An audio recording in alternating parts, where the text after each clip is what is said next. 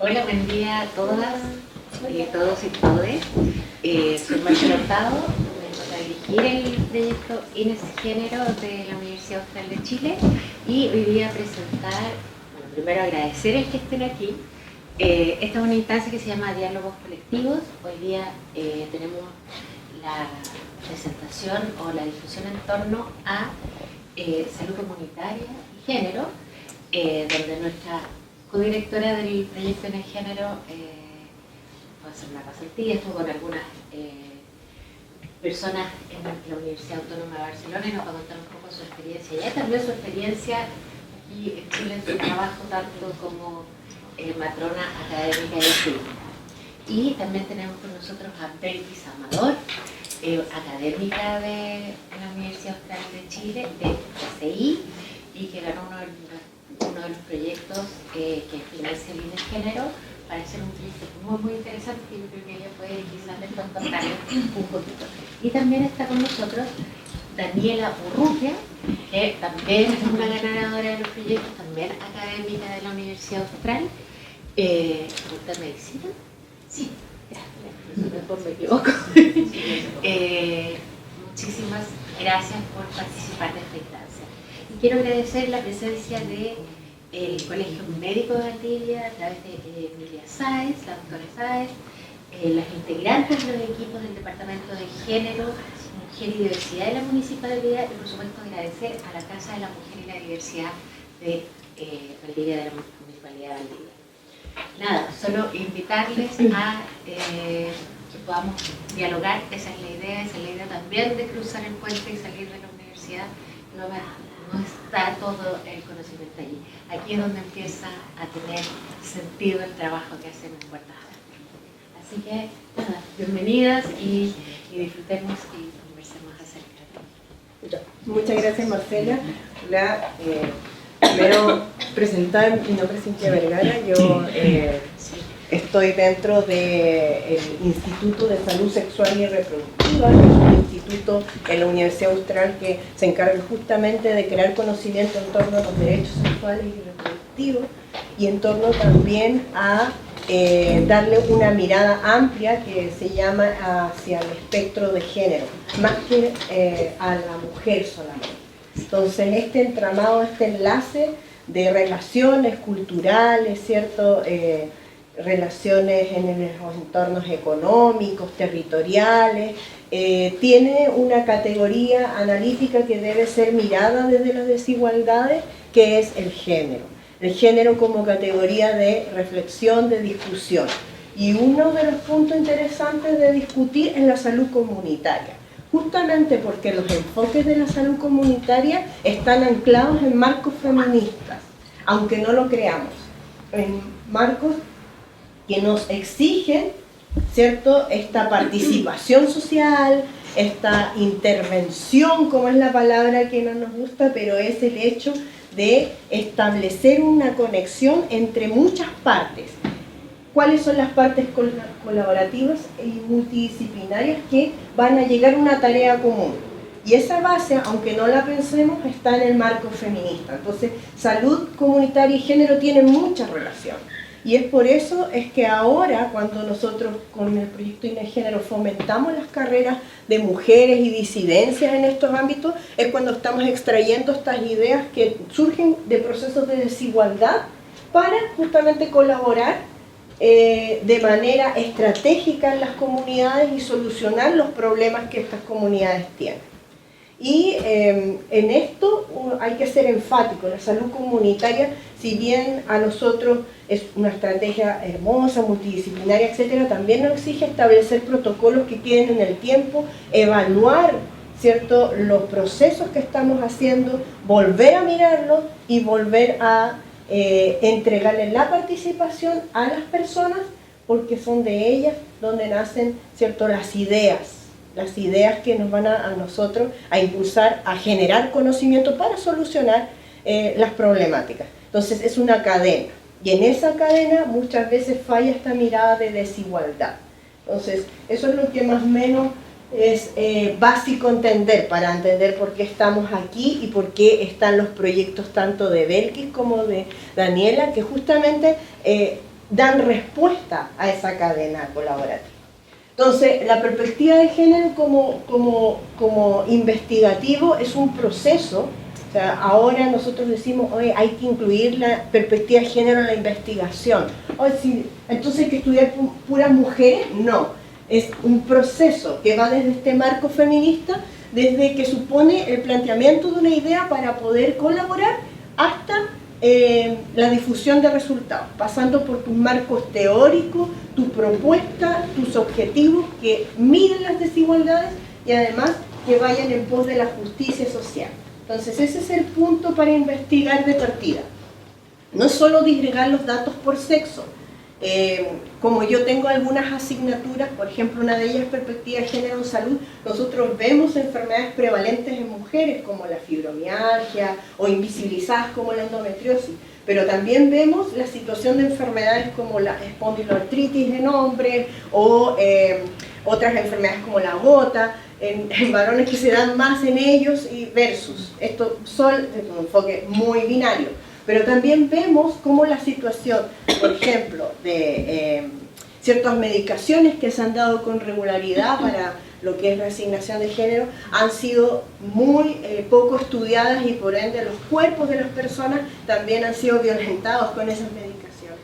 Entonces estamos viendo un espectro mucho más amplio de la salud hoy que nos exige a nosotros como salud comunitaria estar a la vanguardia de esos procesos.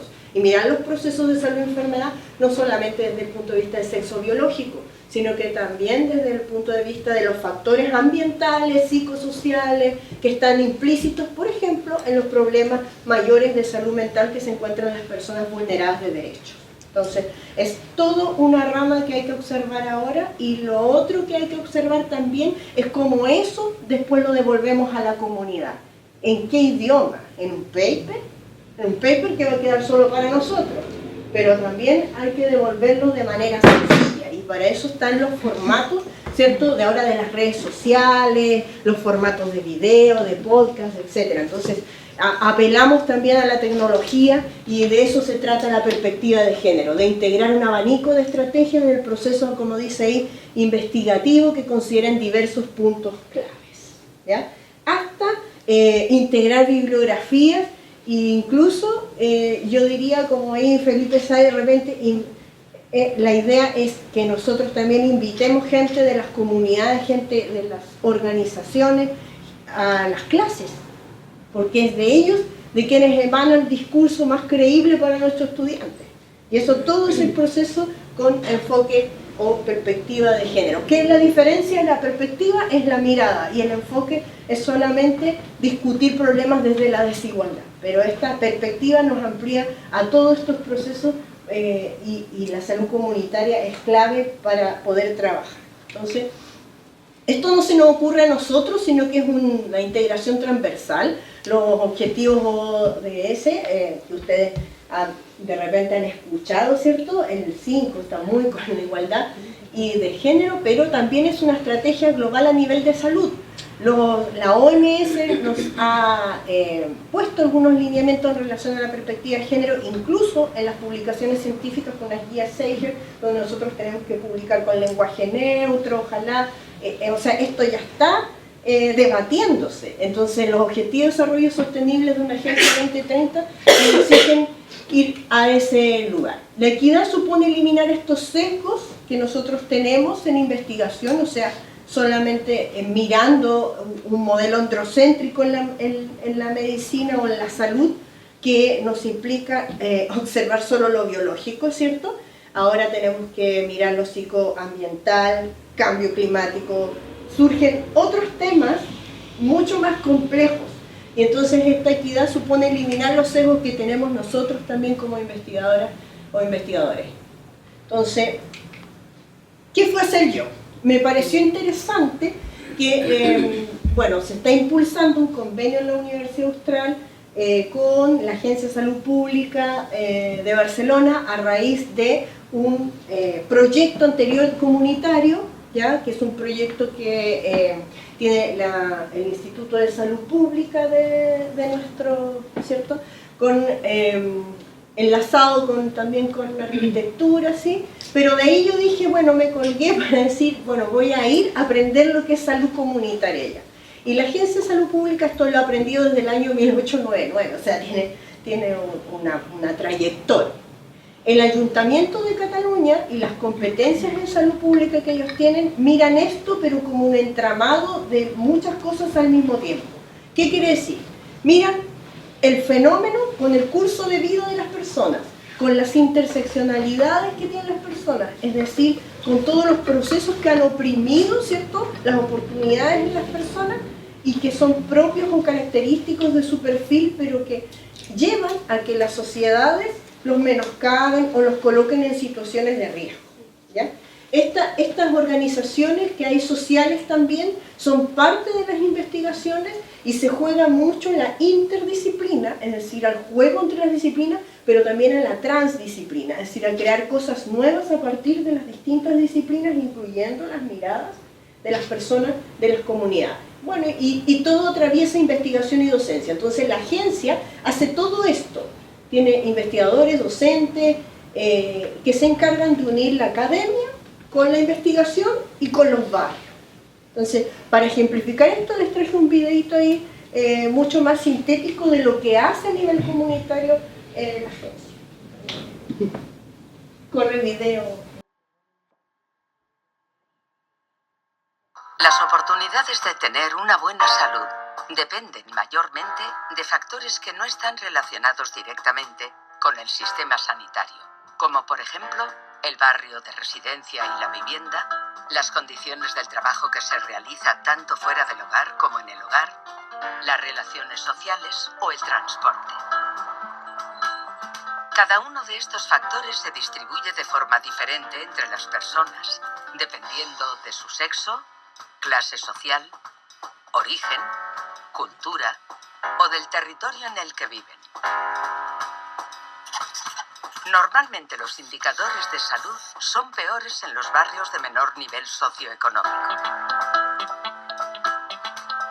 Debido a que las características del barrio de residencia desempeñan un papel fundamental en la salud de las personas, desde el año 2006, la Agencia de Salud Pública de Barcelona desarrolla en la ciudad el programa de la Generalitat de Cataluña Salud en los Barrios. Este se lleva a cabo en diferentes zonas desfavorecidas, con el objetivo de mejorar la salud de sus habitantes y reducir las desigualdades en relación a otras zonas de Barcelona.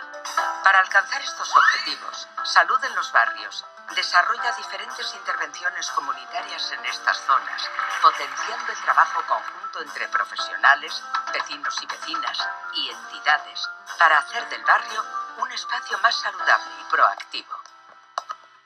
La salud no solo es todo lo que es hospitalario, sino que hay un premio, ¿no? Salud es hacer deporte, salud es estar bien emocionalmente, salud es conseguir trabajo.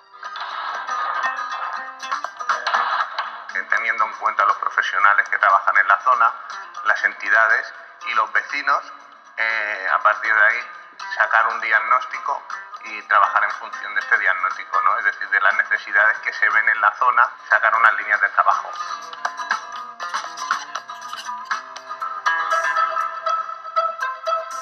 El CAP participa activament en el programa. Ens ha permès sortir a la comunitat, implicar-nos més amb la gent possiblement més fràgil, no? S'han implicat tant metges com residents, les infermeres i sempre amb un alt grau de satisfacció. Salud en los Barrios sigue una metodología sistematizada y se estructura en 5 fases, en cada una de las cuales colaboran diferentes sectores y la propia comunidad. En primer lugar, se establecen alianzas en el territorio y se crea un grupo de trabajo. Posteriormente, se valoran los recursos y las necesidades de salud del barrio para consensuar unas líneas de trabajo. Se planifican e implementan intervenciones basadas en la evidencia de su efectividad, revisando la bibliografía científica. Se realiza el seguimiento y la evaluación de las intervenciones para poder mejorarlas y valorar los resultados en salud. Finalmente, se trabaja para el mantenimiento y la sostenibilidad del programa.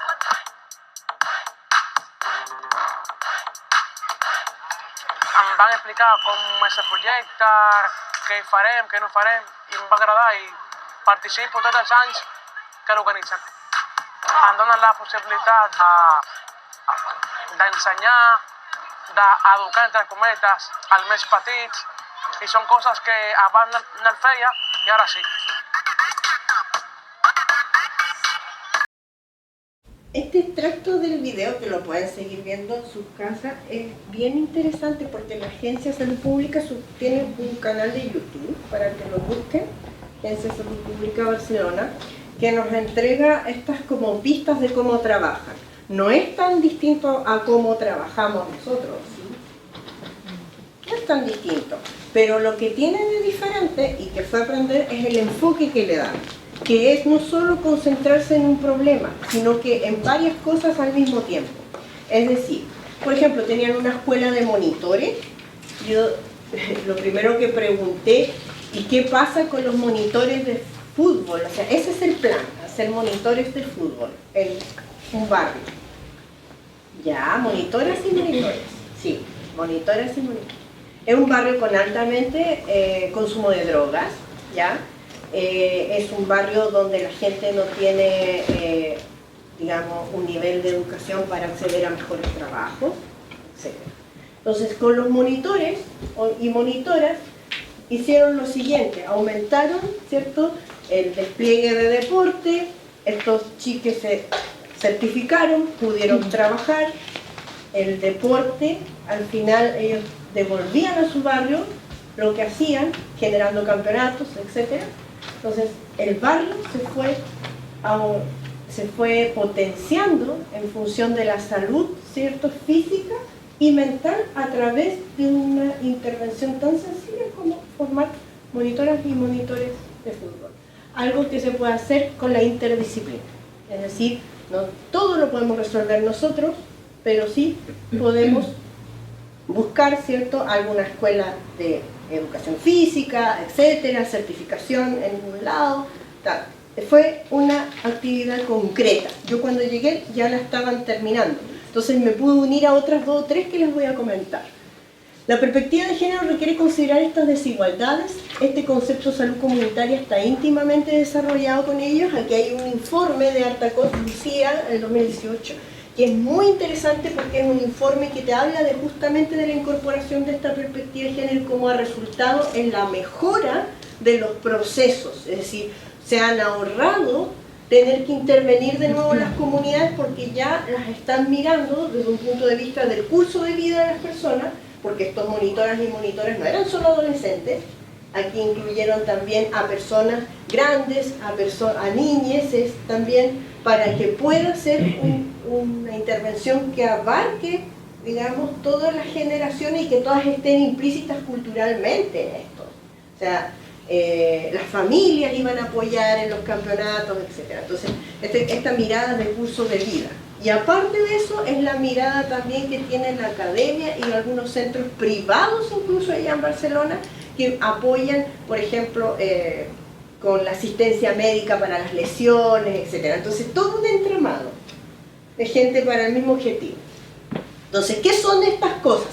Se llaman activos en salud. Los activos en salud son los recursos presentes en una comunidad que son desde lo público a lo privado. Las personas que promueven la salud, un personaje clave, una persona de la comunidad, por ejemplo, incluso una cancha de fútbol abandonada, un espacio de juegos. Esto es un activo en salud. Esta casa de la mujer y diversidad es un activo en salud, pues la podemos ocupar. Una radio es un activo en salud. Una universidad es un activo en salud, ¿sí? Así que todas estas cosas, tanto digamos de recursos humanos como de estructura, también las personas los saberes de las comunidades son activos en salud, las personas que tienen conocimientos ancestrales son activos en salud. Eso todo se ocupa al mismo tiempo, en este proceso que es desde formar grupo promotor hasta la evaluación, ¿ya? Bueno, todas estas técnicas que están ahí se utilizan con la comunidad para hacer los diagnósticos. No es llegar y hacer un diagnóstico, hola, ¿cómo están? ¿Cuáles son sus problemas? No, aquí es mucho más dinámico. Se utilizan varias técnicas al mismo tiempo, se entrevistan en profundidad a ciertas personas, se les entrega un celular para que saquen fotos en su barrio, en los lugares donde a ellos les interesa, qué sé yo, y es una técnica muy interesante que es como un fotolog, sí, por el photobox, es como la foto tiene voz, es lo que dice la comunidad. Después narran historias, traen... Y justamente todas estas cosas se hacen intergeneracionalmente, no solamente con las generaciones adultas, sino que se trata de incluir, como más adelante les voy a mostrar, distintas generaciones para que tengan distintas miradas, gente migrante para que tengan distintas miradas. O sea, los grupos son diversos. Los más partidos tienen que pensar en su trascendencia en artes, hacen obras de artes colectivas también, que no solamente van a ir a un fin X, sino que también ayudan a que los propios grupos motor se conozcan, que es otra cosa que a nosotros nos falta. De repente estamos todos haciendo un trabajo para una comunitaria, ¿cierto? Y nosotros mismos no nos saneamos, por decirlo así, no nos conocemos. Estas son tablas que son importantes porque son preguntas de análisis para una situación comunitaria. Yo se las puedo dejar, cómo recopilo la información, si solo lo miro por sexo, si lo miro intergeneracionalmente, si veo si hay presencia de las personas migrantes también que nos ayuden, si están todas las orientaciones sexogenéricas incluidas, si los datos solo se dividen entre hombres y mujeres, eso no está bien, ¿ya?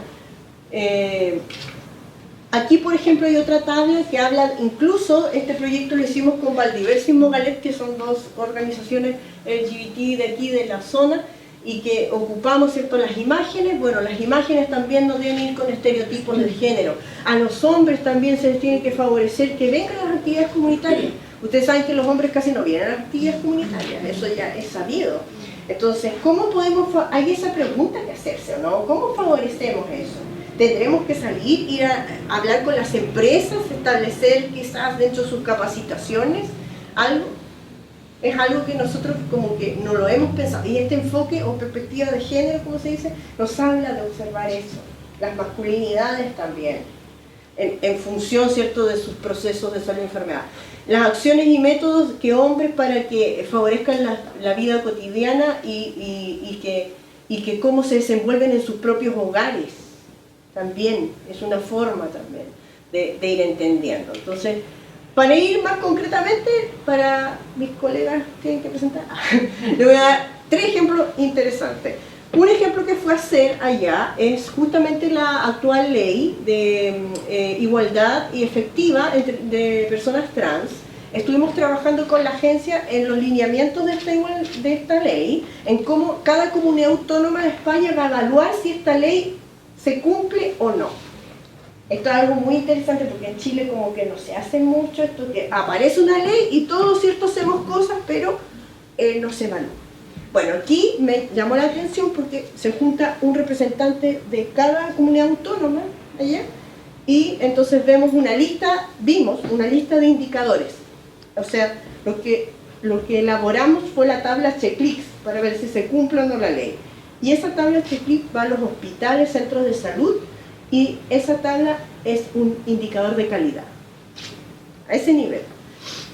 Entonces, lo que tiene esa tabla, por ejemplo, la unidad a cargo, ya el protocolo preventivo, qué profesionales van a estar a cargo de que se cumpla esa ley, o sea, el respeto al nombre social y otras más, ya ellos están mucho más con, por ejemplo, igualdad en los puestos de trabajo, ya si van a haber una cuota para personas trans, si el contacto es accesible, o sea, si la persona trans es maltratada en los centros de salud, ¿podrá hacer su denuncia de manera accesible?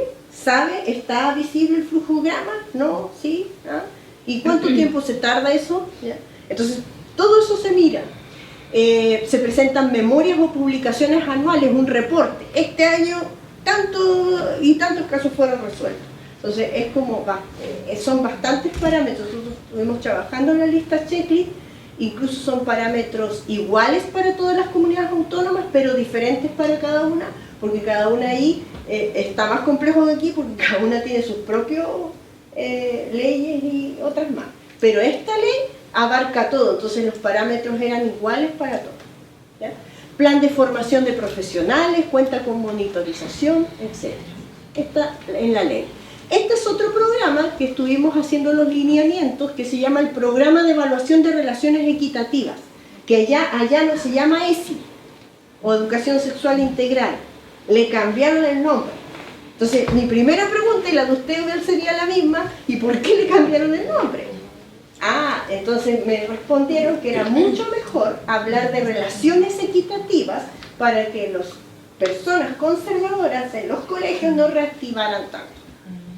¿Y qué es lo que nos pasa ahora? O sea, yo creo que vamos a un colegio, ¿cierto? No podemos entrar con la temática porque, Entonces, le llamaron Programa de Evaluación de Relaciones Equitativas y tiene diferentes dimensiones. Una dimensión crítica, que es la parte teórica que van a dar a los colegios. Todos los colegios están con la misma parte teórica, le hablan de tales autores, esto dice. La parte emocional se trabaja con las mismas personas, el profesorado, ¿cierto? Para que vomiten sus emociones en relación al tema, porque también traemos prejuicios, todo, ¿eh? La dimensión física, es decir, se tiene en cuenta las diferentes funcionalidades de las personas que van a ser parte del programa. Aquí no hay una mirada solamente de relación equitativa en función de la orientación sexoafectiva, sino que mi colegio tiene acceso o ramplas para que estas personas, está en braille, o, por ejemplo, algunos folletos que tengo, o sea, tiene una mirada mucho más diferente y relacional. ¿Ya? Hay una formación del profesorado que ahora en eso estamos, 20 horas, tienen que invadir todos los colegios relativos a raza, género y sistemas de discriminación. Por ahí empiezan para hablar de eso. No comienzan al tiro con eso, con educación sexual integral. Comienzan con estas desigualdades que van a ser las que van a otorgar el pie para que hablemos de otra desigualdad, ¿ya? Entonces, la formación de estudiantes. ¿Qué metodologías usan? Las historias narradas, las construcciones de guiones, y les voy a mostrar una pequeñita que es el monstruo rosa, que es con lo que comienzan en la etapa más básica, ¿ya? Porque esto comienza desde la etapa básica hasta ahí lo vieron, hasta media como es aquí, pero ella se llama otra cosa.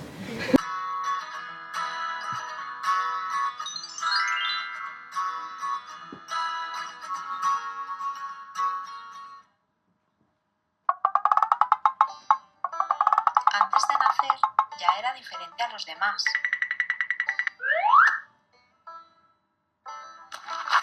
Era rosa y los demás eran blancos.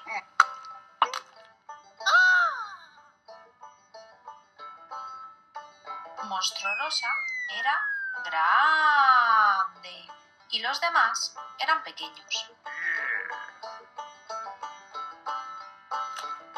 Siempre sonreía con cualquier tontería, pero a los demás su pico se lo impedía. Vivían en un lugar donde todo era de color blanco. El cielo estaba tapado por una gran nube. Los árboles, las casas, hasta la tierra era blanca. Cuando jugaban al escondite, Monstruo Rosa siempre perdía. Y al subirse a los árboles, Monstruo Rosa se caía.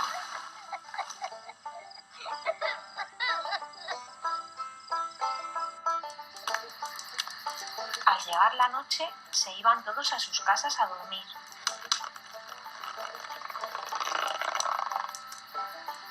Pero Monstruo Rosa en su casa no cabía, así que dormía abrazado a ella y soñaba con descubrir otros lugares.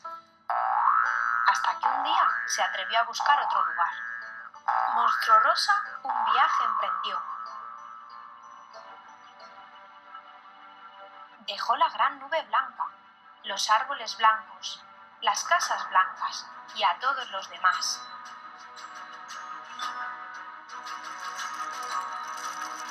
Monstruo Rosa cruzó montañas en bicicleta.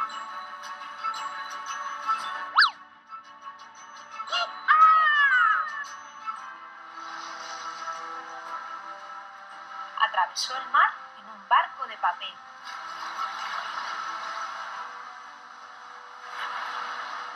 Y al llegar al otro lado, se lo puso de sombrero. Recorrió un desierto en el que se dormía durante el día y se cantaba por la noche. Y pasaron muchos días, y muchas noches, y muchos días, y muchas noches. Y llegó a un lugar donde sí salía el sol. A veces llovía. Y también otras veces se veía el arco iris.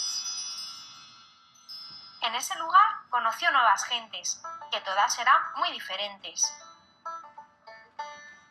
El bicho pelota, en lugar de andar, rodaba sin parar. Pájaro amarillo,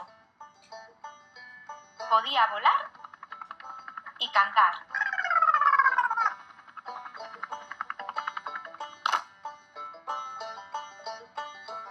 La rana de 3 ojos. Cuando saltaba, a todas partes miraba.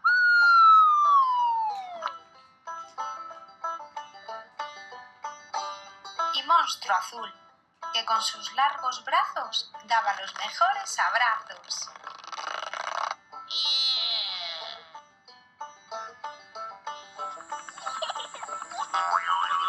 Reían y jugaban todo el día.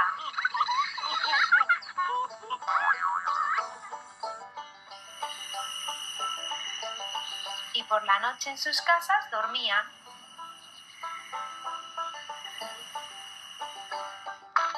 Monstruo rosa en este lugar se quedó a vivir y nunca paró de sonreír.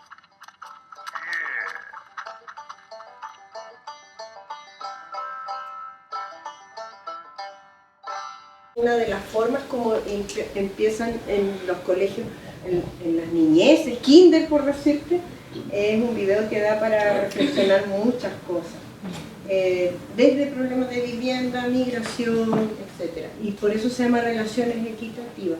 Entonces, ¿cómo se mide esto? Si los colegios tienen estos protocolos y si el ejercicio en asignaturas, por ejemplo, de los colegios, hay un indicador de trato dentro de las evaluaciones. Entonces, todo está integrado. Este es otro ejemplo que me gustó mucho, que es una escuela que la estábamos terminando, porque en el fondo lo que yo fui a aportar fue como la teoría latinoamericana para que entiendan más los procesos migratorios también, porque hay mucho latinoamericano. Entonces, Escuela de Salud de Personas Grandes, adaptada al contexto histórico. Hay protocolos en caso de conflicto, ausencias de las mismas personas cuando van a nuestras escuelas. Es una escuela, van personas grandes, pero entre ellas también tienen que llevarse bien. Entonces, para asegurar que esto continúe, se hizo un protocolo de buen trato entre las mismas personas, o si alguien faltaba, ¿qué se va a hacer? ¿Quién va a ir a ver si esa persona está o no está en su casa? Si sufrió algún problema de salud que no puede llegar. Entonces, es una instancia en que las personas grandes, que allá hay mucho más que acá, también se sienten resguardadas por el grupo. Entonces hay un material adaptado, hay sesiones intergeneracionales, como lo ven ahí, que se unen los de los programas equitativos y vienen aquí a este otro programa. Esto es como, bueno, esto todavía no está en internet, es lo que hicimos nosotros, como participar en las escuelas. ¿Cómo lo vamos? ¿Qué dimensiones hay? Ahí está la dimensión del placer, que fue una portea, ¿cierto? La mirada salutogénica, cómo generamos espacios de comunicación, de gestión. Estas son como las claves que queremos que se vayan forjando en esta escuela. Y esta escuela dura un año entero. Hay hasta bingos que hacen para mejorar la parte cognitiva, ¿cierto? Traen fotos de recuerdos, hay varias sesiones así donde van todas estas dimensiones trabajándose, inclusive en la territorial.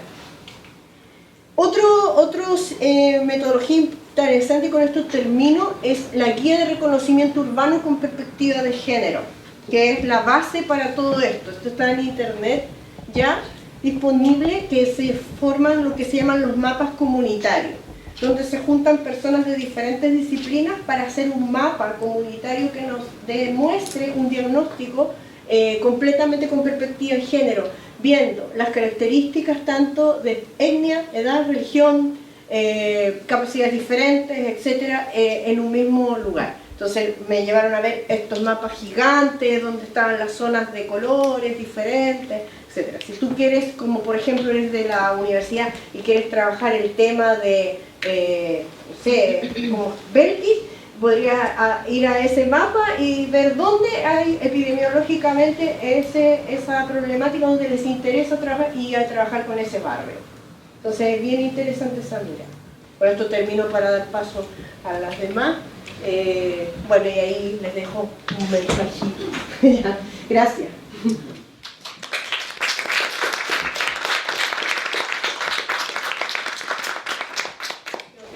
Bueno, en primer lugar agradecer la invitación y la oportunidad de poder compartir los avances de nuestro proyecto. Quiero comentar que yo soy de la Facultad de Ciencias de la Ingeniería, específicamente de la Escuela de Ingeniería Civil Mecánica. Y dentro de nuestros trabajos de investigación, una de las líneas que estamos potenciando es biomecánica, lo que tiene que ver con biomecánica. Entonces trabajamos con necesidades de las personas en situación de discapacidad.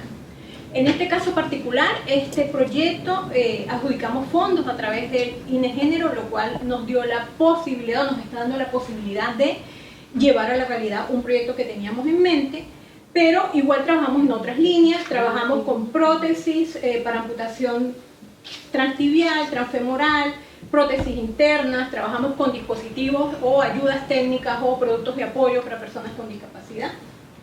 Y en este caso les voy a hablar brevemente de los avances que tenemos en este proyecto. Este proyecto está orientado a desarrollar una prótesis funcional para amputación parcial de pie. Nos centramos en dos niveles de amputación, que es la transmetatarsal y de Chopard, ya les voy a contar por qué. Y la idea es proponer también un protocolo para hacer las pruebas con las personas que usen estas prótesis. El equipo está conformado por mi persona, Belkis Amador, Gabriela Martínez y Francisca Cumia. ¿De dónde surge la idea? Bueno, en principio, si vemos algunas estadísticas, podemos observar que lo que es la diabetes mellitus afecta al 12% de la población. A su vez, se realizan más de 2.000 amputaciones al año por causa de diabetes mellitus, de las cuales 67% se clasifican como menores, incluyendo la prótesis de amputación parcial de pie.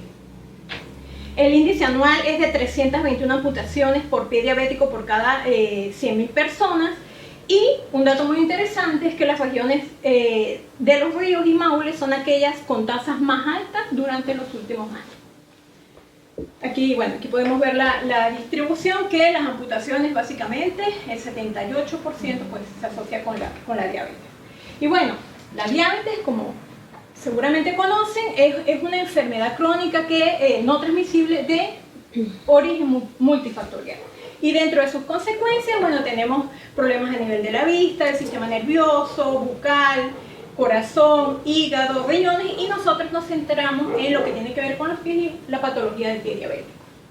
Esta patología se relaciona con la infección, ulceración o destrucción de tejidos profundos del pie, que para poder cortar su efecto lo que normalmente se hace es una amputación. Los niveles de amputación, bueno, aquí podemos ver los diferentes niveles de amputación. Normalmente hay pacientes que empiezan con la amputación de un dedo, lamentablemente, pero eso puede avanzar. Entonces nosotros decidimos centrarnos en dos niveles. El transmetatarsal, que es un nivel intermedio donde hay una parte importante del pie conservada, lo podemos ver acá más o menos, y un segundo nivel que es Chopard, que es mucho más agresiva esa amputación y la parte conservada del pie es mucho menor. Entonces el desafío es mayor, como yo puedo proporcionar una solución para estos pacientes y que les garantice la marcha, que es como lo básico, el equilibrio, y si queremos ir un poco más allá, digamos que lo que buscamos es la simetría en la marcha. Soluciones en el mercado, bueno, en el mercado podemos conseguir algunas soluciones para amputación de pie. Hay muchas soluciones para amputación de pie utilizando diferentes materiales, y hay articuladas, hay sólidas, hay en fibra de carbono, hay prótesis para deportistas. Pero cuando nos vamos a la prótesis parcial de pie, que es una prótesis más personalizada, y en el caso del paciente diabético está asociado con una patología que puede, si no utilizo la prótesis adecuada, puede afectar la herida de la persona o la cicatrización de la persona y puede generar un nivel de amputación mayor. No tenemos muchas alternativas.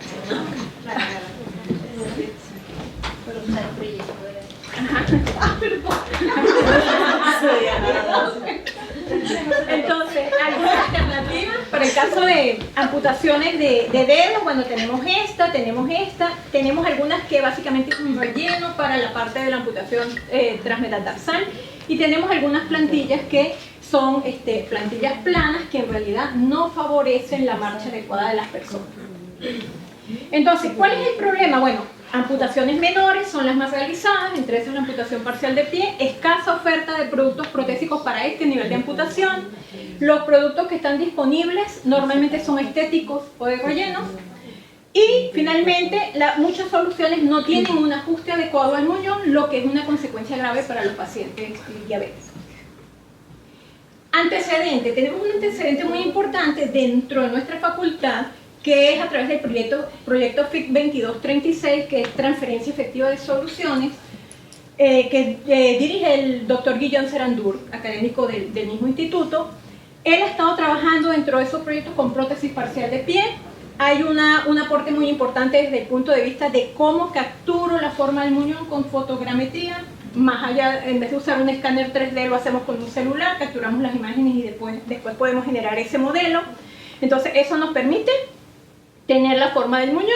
Aparte de esto, podemos igual hacer fotogrametría en el pie sano y podemos hacer espejo, y entonces construimos este molde que ustedes ven acá a través de impresión 3D. Todo esto es con impresión 3D. Y finalmente en ese molde vaciamos, en este caso él utilizó o está trabajando con silicona, y se genera la prótesis para la persona. Una ventaja muy importante, ya hay varios pacientes utilizando la prótesis, pero nosotros queremos ir a la versión 2.0. ¿Qué implica la versión 2.0? Bueno, implica que esta prótesis, si bien desde el punto de vista estético y de la forma del muñón es una buena solución, no hay un soporte adecuado desde el punto de vista estructural de la prótesis. Entonces, nuestro trabajo está orientado, bueno, en primer lugar, a estudiar las cargas y los materiales que se pudieran utilizar, incluyendo nuevos materiales, diseñar la prótesis, incluyendo una evaluación numérico-computacional y la fabricación de prototipos durante ese proceso de diseño, ajustar el diseño con base a evaluación cualitativa de especialistas, y la idea es dejar un prototipo ya listo para que lo pueda utilizar un paciente, y finalmente establecer protocolos para hacer las pruebas. En cuanto a los requerimientos, bueno, no me voy a detener, pero los requerimientos van asociados básicamente a cómo realizo mejor la marcha, al soporte de la carga. Nosotros cuando caminamos y apoyamos un solo pie, en una caminata normal, esa pierna está soportando 120% del peso corporal, eso es lo que está recibiendo cada articulación, entonces lo tenemos que tomar en cuenta. La prótesis, uno de los desafíos es que tiene que flexionar donde flexiona el pie normal, que si yo tengo una plantilla, como la que les mostré al principio, eso no se genera. Además de esto, hay otros requerimientos operacionales, como por ejemplo el nivel de movilidad. Nosotros estamos trabajando para personas con un nivel de movilidad K3, esto es, personas que puedan desplazarse en cualquier espacio, sorteando algunos obstáculos. Como referencia, una movilidad K4 son personas que hacen deporte. Nosotros estamos orientadas a una persona con movilidad K3. Estamos también hablando de la durabilidad. Estamos apuntando a que al menos tenga una durabilidad de 1000 ciclos de uso. Cada paso que damos es un ciclo, entonces a eso se refiere. Otro de los aspectos es que esta prótesis tiene que ir dentro del calzado.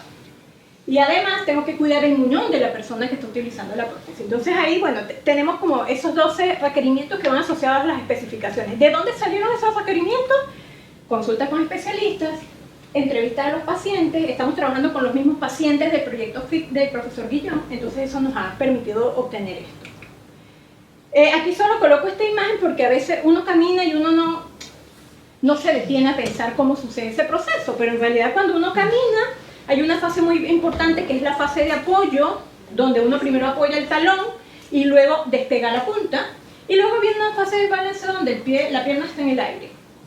En este caso, el reto nuestro está en el impacto que recibe el talón y también luego este despegue de punta, esta posible flexión, para tratar de que la marcha sea lo más simétrica posible y también garantizar el equilibrio. ¿Qué hemos desarrollado hasta ahora? Bueno, tenemos algunos conceptos. Fíjense que la prótesis está formada como por 3 partes. La primera, que es nuestro mayor reto, que es la plantilla o la parte estructural de la prótesis. La segunda es lo que va a proteger el muñón de la persona. Y la tercera es la cubierta estética que le dé la forma de un pie a esa prótesis. En este momento nuestro centro está en esta plantilla. Entonces este es uno de los conceptos. Fíjense que en este concepto buscamos que esto nos ayude a que se genere la flexión. Recuerden que la persona amputada no tiene esa parte del pie. Tenemos también el arco plantar y tenemos una división que la idea es que eso facilite la adaptación al terreno, sobre todo cuando se camina sobre algún terreno irregular. Tenemos esta otra alternativa, sobre todo para la amputación de chopper, que es la más agresiva, donde esta curvatura tiene que ir más pronunciada para permitir la flexión adecuada. Pensamos en esta posibilidad también de utilizar este tipo, digamos, de bisagra que se genera dentro de del mismo material, y pensamos hasta incluso en la posibilidad de utilizar algún resorte de torsión, lo cual es mucho más complejo. Después de un proceso de evaluación, o no digamos más complejo, sino menos efectivo. Después de ese proceso, bueno, empezamos a generar nuestros prototipos en impresión 3D. Y al generar los prototipos nos vamos dando cuenta de las cosas que podemos ir mejorando. Entonces hemos ido evolucionando a diferentes prototipos para cada uno de los conceptos. Y bueno, actualmente el concepto que fue seleccionado fue el primero. Ya refinamos esta plantilla. Estamos esperando que nos llegue el material para poderla fabricar y poder hacer algunas pequeñas pruebas. Pero paralelamente estamos con la parte del análisis numérico computacional, utilizando un programa que nos permite analizar las cargas a las que está sometida la prótesis, cuáles son los esfuerzos, cuál es la deformación y cuál es el retorno de energía que puede producir esa prótesis. Bueno, aquí un poco lo vemos parametrizado porque otro de los retos es que es personalizada. Entonces la prótesis tiene que adaptarse al tamaño del pie y a las condiciones que tiene la persona, entonces el diseño es paramétrico. Estamos trabajando para las condiciones de borde, como les mencioné, lo del 120% de peso corporal es básico, pero además nos estamos guiando, esta es una norma que logramos comprar a través del proyecto, que es la norma que especifica los ensayos para las articulaciones de tobillo y pie y de las unidades de pie, para basarnos en ella. Y además estamos haciendo estudios de baropodometría a personas amputadas, a personas utilizando la prótesis del proyecto FIT y a personas sanas, para tratar de apuntar a las cargas o las condiciones de borde que debemos simular. Y bueno, finalmente, ¿qué nos falta? Nos falta mucho todavía, pero una vez que tengamos la simulación numérica, nosotros ya podemos irnos ya al prototipo, digamos un prototipo final que pueda ser evaluado y que ya pudiéramos colocarlo en un paciente. Por supuesto, paralelamente, estamos con lo que es las otras 3 partes de la prótesis, la cubierta, que la estamos pensando en 3D, trabajar con impresión 3D también. La plantilla, no les comenté, estamos trabajando con un filamento especial que viene con fibra de carbono. Entonces la idea es probar, la fibra de carbono da una mejor resistencia, pero tenemos que jugar entre flexibilidad y resistencia. Y la protección del muñón, estamos pensando en algunas alternativas para evitar cualquier problema, o digamos, para garantizar la protección del muñón de la persona amputada. El equipo de trabajo, bueno, somos nosotras 3, Francisca es estudiante del Magíster en Ingeniería Mecánica y Materiales, la profesora Gabriela también es de la Escuela de Ingeniería Civil Mecánica y bueno, mi persona. Muchas gracias.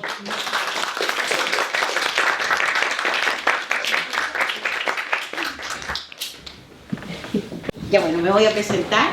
Mi nombre es Daniela Urrutia, terapeuta ocupacional. Yo pertenezco al Instituto de Neurociencias Clínicas. Y bueno, tuve la oportunidad y el agradecimiento también a Inés Género de poder desarrollar este proyecto.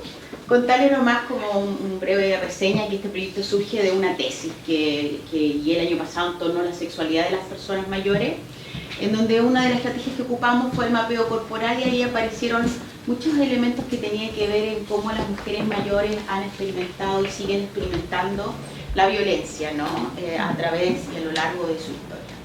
Entonces un poco en base a eso surge un poco la inquietud de poder entender, ¿no? Y desde lo que tiene que ver con lo que es la lucha feminista, ¿no?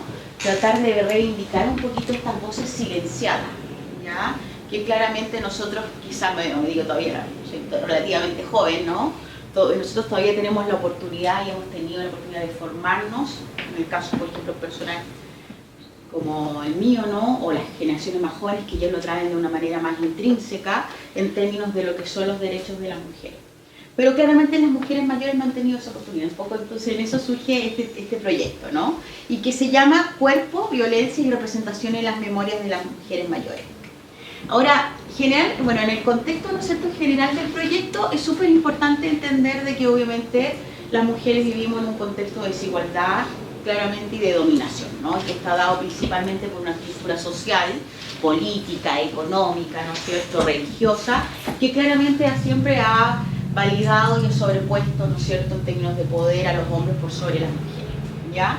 Ahora, claramente este proceso estructural que tiene que ver con la violencia, claramente ha llegado a distintos ámbitos, ¿no? Y claramente ha establecido ciertas relaciones de género que se han ido perpetuando a lo largo, ¿no es cierto?, de la historia. Ahora, claramente, este es un proceso que tiene que ver con un control que se ha tenido ¿no es cierto?, principalmente sobre las mujeres, y que claramente las mujeres mayores han sido una de las principales víctimas, diría yo, de estos procesos, ¿no?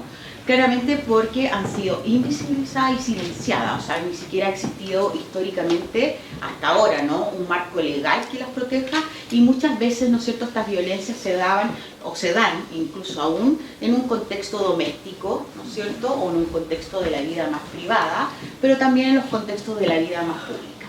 Entonces es súper importante, ¿no es cierto?, que esta violencia que ha sido sistemática y que han vivido estas mujeres mayores, que es claramente acumulativa en el tiempo, con una suerte de cronicidad, claramente ha sido integrada en ellas de manera inconsciente muchas veces como algo muy desde lo normal, ¿ya? Y hasta el día de hoy todavía sigue siendo un patrón, ¿no es cierto?, muy normalizado. Por lo tanto, ¿no es cierto?, hay una cierta, sobre todo de las mujeres mayores, una cierta tolerancia a esta violencia, ¿no? Una cierta tolerancia que se vivencia a través de las experiencias corporales, como también desde las experiencias de cómo son o constituyen procesos, ¿no es cierto?, en sus procesos de memoria y de vida, ¿ya?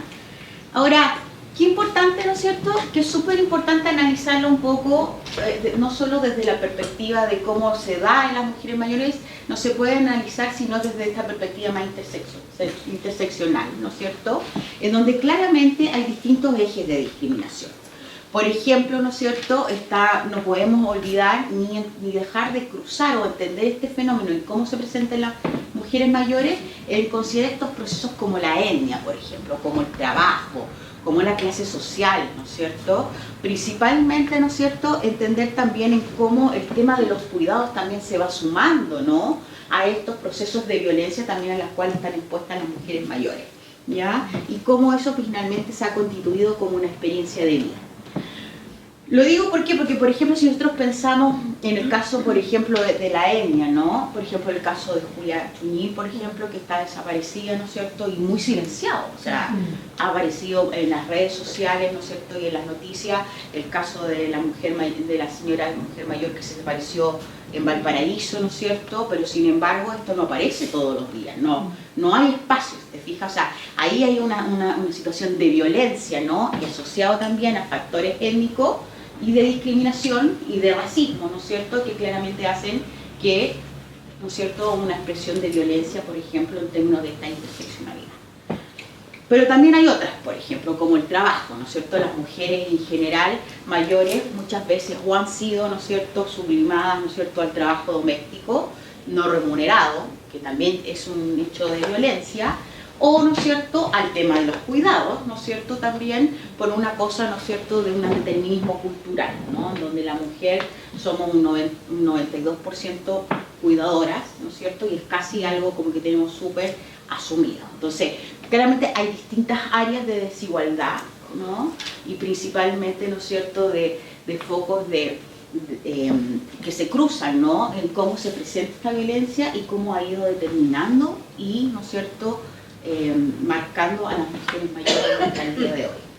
Entonces, qué importante, ¿no es cierto? Bueno, recordar, yo creo que esto a lo mejor ustedes lo saben, pero bueno, hay distintos tipos de violencia, ¿no es cierto?, a las cuales estamos expuestas las mujeres, pero las mujeres mayores también, ¿no es cierto?, desde el punto de vista desde la violencia directa. En la última encuesta de violencia intrafamiliar del 2019, en general se evidenció, ¿no?, que había un 30% de violencia en las mujeres mayores, ¿ya? De la cual un 16% era violencia psicológica y un 9% violencia, ¿no es cierto?, física y sexual, ¿ya? Que estaban experimentando mujeres mayores. Entonces, la verdad es que la violencia directa está presente también en las mujeres mayores, ¿se fijan? Y, ¿no es cierto?, también está esta violencia más simbólica que muchas veces los medios de comunicación y sobre todo los procesos de formación o de educación en los cuales estamos, ¿no es cierto?, inmersos, claramente han hecho este proceso, yo creo que una de las violencias más silenciosas pero compleja, por este proceso más como inconsciente que se ha ido instalando y que se instaló en las mujeres mayores, ¿no es cierto?, en torno, ¿no es cierto?, a lo que tiene que ver con los modos de relación y los, ¿no es cierto?, y los roles que son determinados para ellas, ¿no? Entonces es súper importante también considerar esta violencia desde el punto de vista estructural, en donde claramente tiene que ver con, principalmente, que en esta lógica que muchas mujeres mayores, no todas, ¿no?, pero muchas de ellas no tuvieron acceso al trabajo remunerado, ¿no?, o vivieron realidades compartidas en que trabajaban y además, ¿no es cierto?, está como doble presencialidad entre el trabajo, ¿no?, y el hogar. Obviamente, ¿no es cierto?, también genera una desigualdad de lo que tiene que ver con el acceso a poder satisfacer las necesidades básicas, ¿no? Y sobre todo lo que tiene que ver, ¿no es cierto?, con el desarrollo de la autorrealización, ¿no es cierto?, no solamente de necesidades básicas como la vivienda o el trabajo digno, ¿no?, o cosas, por ejemplo, la alimentación claramente sana, etcétera, sino que claramente elementos que tienen que ver más con la satisfacción de la propia vida y la realización. Y claramente eso tiene un componente de gratificación social que no podemos, ¿no es cierto?, tampoco negar. O sea, hay un proceso que también es desigual desde lo que es la gratificación social. Claramente estos tipos de violencia también se dan, o los tipos de violencia que son las que conocemos, ¿no es cierto?, también están expuestas a ellas, y los principalmente los ámbitos en los cuales se dan pueden ser también autoinfligida, pareja, ¿no es cierto?, familiar, educativo, social, salud. Por ejemplo, en este contexto que yo les comentaba de la tesis de sexualidad, es una de las cosas que nos llamó la atención con las estudiantes, por ejemplo, fue algo que yo lo desconocía, pero por ejemplo, en la construcción de la identidad de ser mujer, ¿no?, ellas identificaban ciertas cicatrices en su cuerpo a través del mapeo corporal que estaban dadas, por ejemplo, por la tensión ginecobstétrica, por ejemplo, con decir que ellas dejaban de ser mujeres cuando, por ejemplo, eran la esterectomía, ¿no?, o cuando llegaba la menopausia, ¿no? Principalmente, entonces, ellas las veían como cicatrices de su cuerpo que finalmente lo que hacían era que finalmente perdían una identidad, ¿no?, o un valor como mujer, ¿no? Y no solamente desde lo que representa, sino que desde los lenguajes de cómo se les manifestaba estos procesos.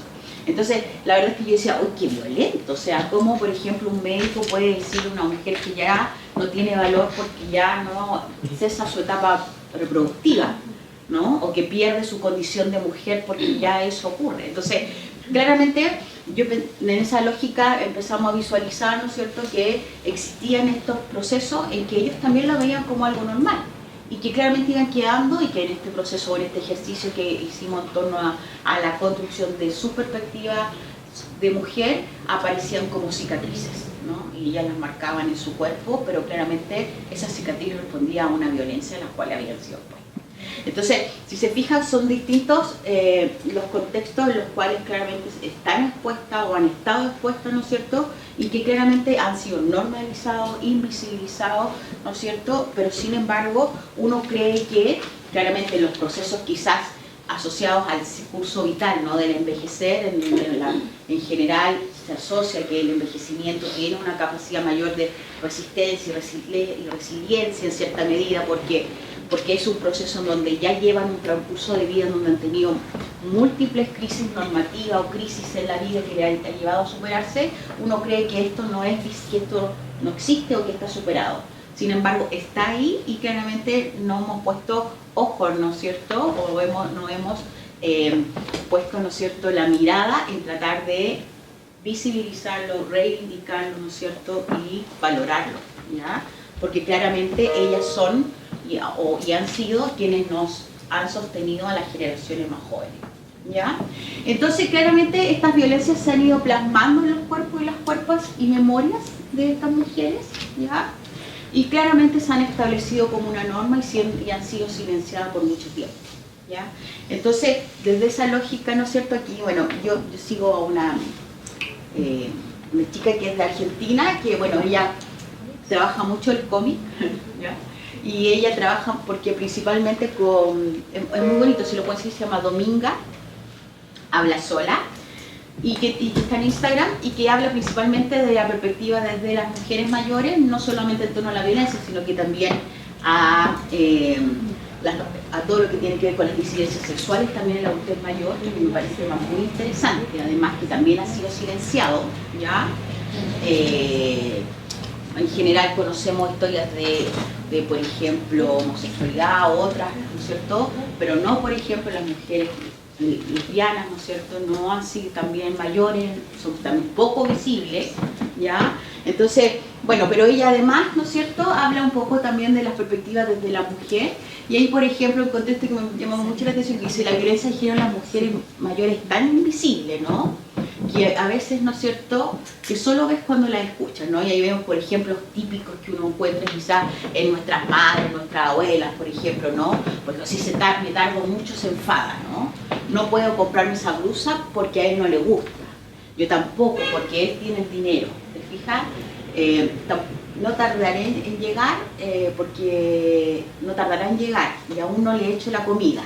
Ojalá ponerme este vestido, poder ponerme este vestido sin problema. Quiero ver a mi familia sin que me eche la bronca, ¿ya? O cómo voy a salir a tomar algo con mis amigas y, ¿no es cierto?, si no puedo dejarlo sola. Entonces, si se fijan, son diálogos que uno escucha, ¿no? Son cotidianos en nuestras mayores, ¿sí? Pero sin embargo, nosotros no los vemos como violencia, ¿no? O no los vemos, ¿no es cierto?, visibilizado como lo que es, ¿ya? Entonces es súper importante trabajarlo. Entonces, desde esa lógica, ¿no es cierto?, es súper importante entender qué es lo que caracteriza, ¿no? O en el marco del proyecto, nosotros lo que vamos a buscar es qué es lo que caracteriza la violencia principalmente en contra de las mujeres mayores. Y claramente hay una intersección género-edad, ¿ya?, que está dada principalmente por estereotipos de género, ¿no es cierto? En general, imagínense que nosotros vivimos bajo una sociedad en donde, ¿no es cierto?, los cánones de belleza están asociados a la juventud, ¿no? O sea, imagínense en el envejecer lo que significa, ¿no? Finalmente, en donde quedan casi, ¿no es cierto?, fuera de los cánones de belleza y finalmente como vejadas, ¿no?, por los cambios físicos, fisiológicos que experimenta el proceso de envejecimiento, por ejemplo. Entonces, claramente hay una intersección género-edad, que claramente hay un componente social que va, ¿no es cierto?, principalmente en el desvalor de lo que implica el envejecer en sí, y más aún lo que implica el envejecer y ser mujer, ¿ya? También está este contexto histórico-social.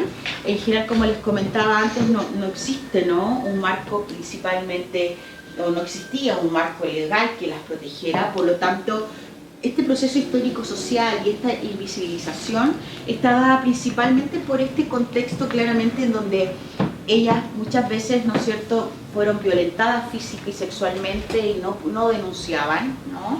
¿No es cierto?, o lo veían como algo normal, ¿no?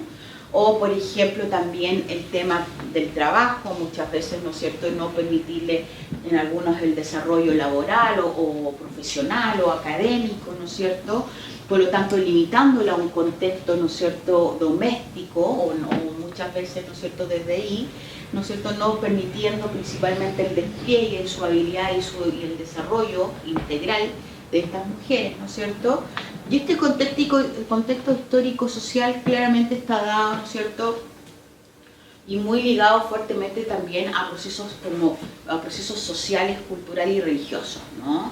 Es que claramente en donde estas mujeres han sido castigadas, ¿no?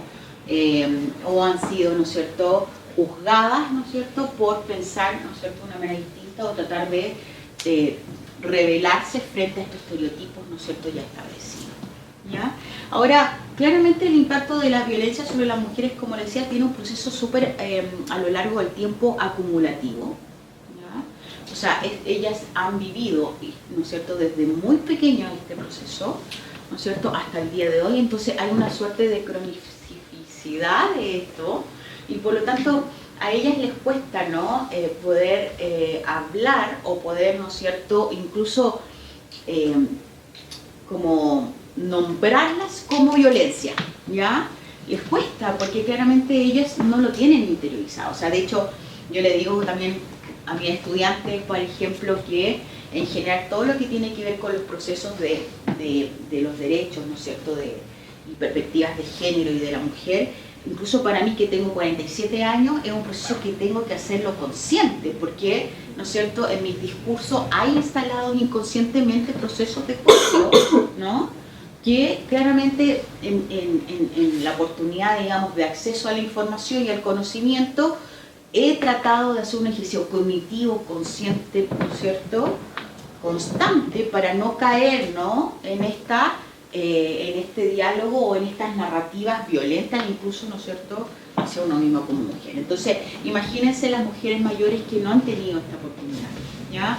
Entonces, claramente, este proceso acumulativo en el tiempo, ¿no?, y crónico, también, por ejemplo, ha generado también muchos mitos, ¿no? Como hace poco, por ejemplo, he estado revisando mucho el tema de lo que es la salud mental, por ejemplo, y lo que tiene que ver con los procesos también, ¿no?, en base un poquito a un proyecto también que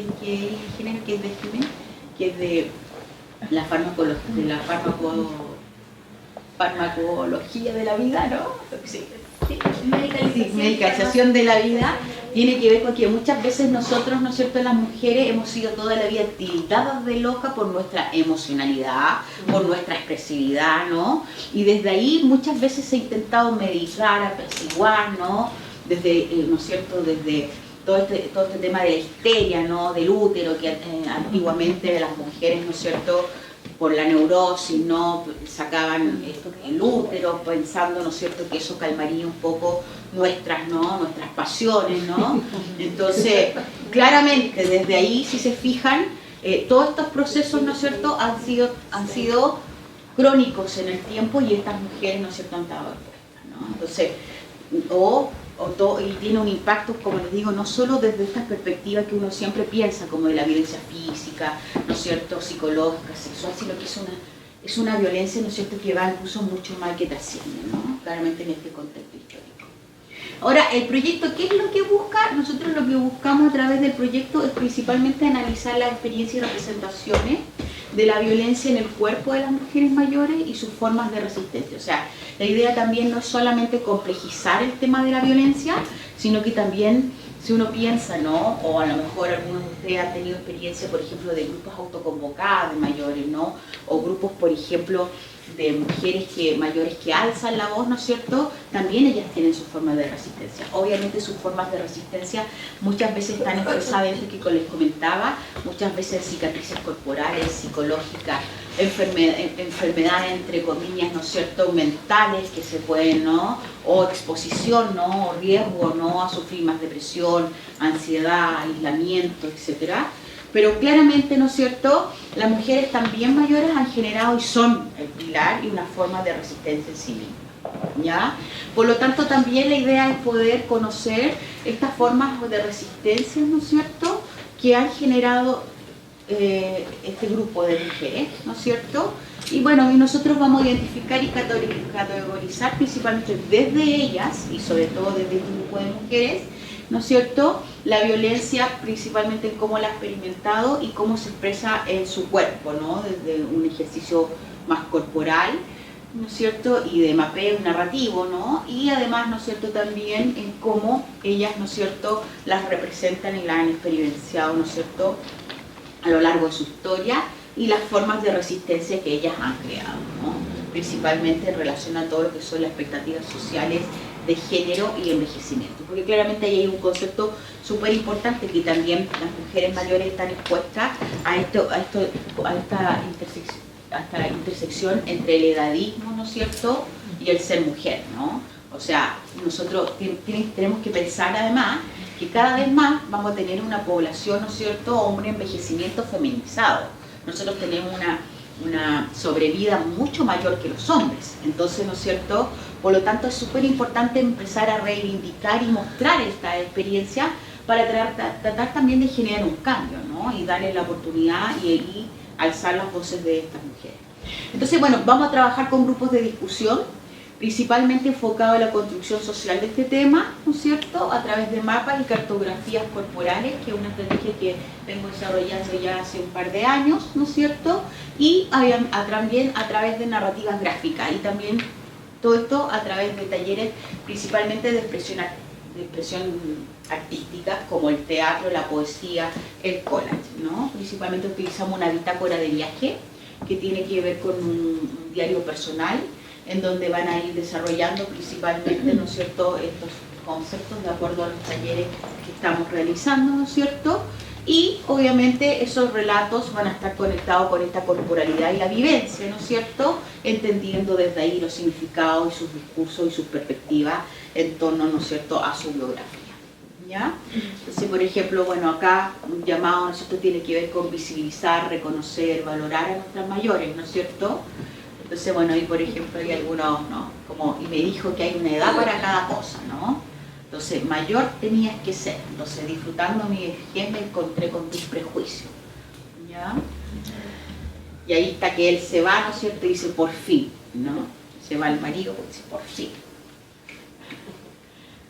Entonces, bueno, nada más que solo decirles que, bueno, las mujeres mayores yo creo que han cumplido y han ejercido un ciclo completo de solidaridad, ¿ya? Principalmente ellas son y han sido, ¿no es cierto?, principalmente quienes han hecho o han generado una solidaridad, han dado, ¿no es cierto?, una solidaridad generacional, ¿no es cierto?, ya que han cuidado a sus hijos, han cuidado a sus hijas, han cuidado a sus esposos, a sus esposas, ¿no es cierto?, a sus parejas, a sus parientes, a sus padres, a sus tíos, ¿no? Y, ¿no es cierto?, y siguen incluso cuidando a sus nietos y nietas, ¿no? Entonces, finalmente son el soporte y son el pilar para que quizás nosotros, las generaciones jóvenes, podamos gozar de cierta libertad. Entonces, por lo tanto, desde ahí un poco el proyecto apunta, ¿no es cierto?, a, ¿no es cierto?, reivindicarla. Entonces, el llamado tiene que ver con que aún estamos a tiempo de volver a mirarlas y reivindicarlas desde la lucha feminista, ¿ya? Eso les quería presentar, ¿no? Bueno, contarles que en general, estamos nosotros en una etapa principal preliminar, en la elaboración de los talleres, ¿ya? Y nosotros partimos en marzo trabajando con dos grupos paralelos, ¿no es cierto?, de mujeres mayores, principalmente asociados a una población específica de Valdivia, y, ¿no es cierto?, también queremos trabajar con un grupo de mujeres autoconvocadas, ¿ya? Eso, bueno, y si tienen dudas y si ustedes, por ejemplo, conocen o quisieran a lo mejor invitar o algunas, a lo mejor a sus madres, abuelas, ¿no?, que quisieran quizás participar de los talleres, igual pueden contactarme. La idea es poder ampliarlo, ¿no?, recoger la oportunidad también de escuchar a lo que más podamos, ¿no es cierto?, por tiempos que igual es limitado, pero la idea siempre es poder, ¿no es cierto?, replicarlo y poder incluso generar procesos de acompañamiento que a lo mejor podamos hacer en otras instancias donde ustedes trabajen, se desarrollen y quizás poder masificar un poquito como este tipo de iniciativas. Eso. Y lo último es que, bueno, perdón, antes que no las nombré, pero bueno, este proyecto está compuesto también por Jimena Lago, que me acompaña hoy, ella es químico farmacéutico, que tiene otro proyecto además, Claudia Cerda, que es del Instituto de Estudios Psicológicos, psicóloga, ¿ya? Y Loreto Vargas, que también es del Instituto de Salud Reproductiva y Sexual, ¿ya? Y yo. Y bueno, tenemos estudiantes también apoyándonos en este proceso. Así que ha sido un proceso súper bonito, ¿no? Y la idea, ¿no es cierto?, es poder mostrarle, ojalá, de aquí a por lo menos a mitad de año, a lo mejor los resultados que tengamos para que quizás podamos compartirlos